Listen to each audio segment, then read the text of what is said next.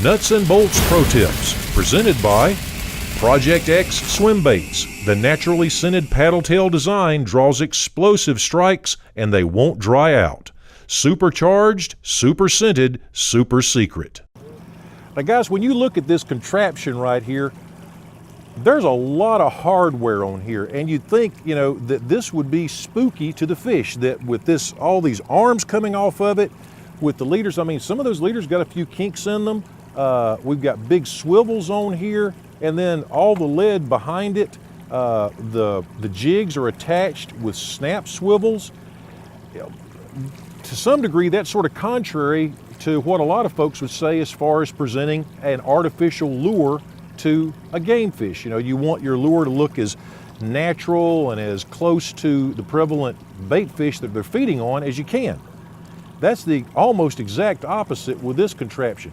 And quite frankly, this hardware doesn't bother the fish a bit, as you've already seen today. What an umbrella really does is it mimics a school of bait fish. There's 9 jigs on there, and it does a good job of that. But what it also does is it puts a huge profile in the water, and really, I think a lot of folks would agree, it triggers a reaction strike. This comes swimming past a striper or a hybrid. I mean, and don't forget, these work really good in salt water for Spanish mackerel, for kingfish, for bonita, anything else that feeds on schooling fish. This comes past their nose and they simply can't resist it. I think it's, you know, it just triggers that reaction strike to the point that they have got to eat it. So, you know, don't be afraid to use these umbrella rigs and go ahead and load them completely up. Don't be afraid of all the hardware, because they are definitely fish producing machines. And that's a Nuts and Bolts tip. Okay, so look here, Mark, there is a lot of stuff going on down here. We're just coming off of this hump here. A lot of bait, fish down deep, but again, we're in the zone here because we're fishing that 15 to 20 foot zone here.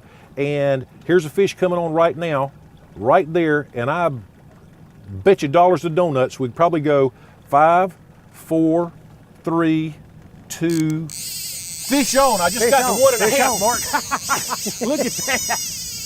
There he is. And that is how predictable and how great these electronics are these days. Absolutely. You can do this without the electronics, but you're going to be looking in a lot of open, empty water that doesn't have any fish in it.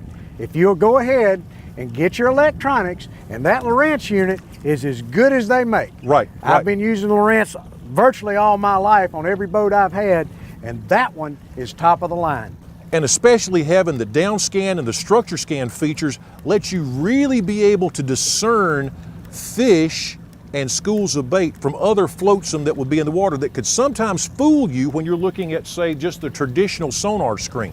So having that down scan, that structure scan, that's 2 more tools in your arsenal that let you really bring fish to the boat. And Mark's got a nice one coming up right now. Looks like we got another little hybrid on here. Yes, sir. This is the future of the lake here. Just a pretty little striper. Beauty, beauty, beauty. Come on, spin one more time, baby. And we got you right there. Now, I like the Boga grip here because you can control the fish and you can keep the rest of those jigs from flailing around. You know, the fish rotates a little bit in your hand, those jigs are going to start moving too. And look at there. All right, Mark, I'll let you have him back. Stick him back in the water. Let's get him there. back. And he's gone. Now that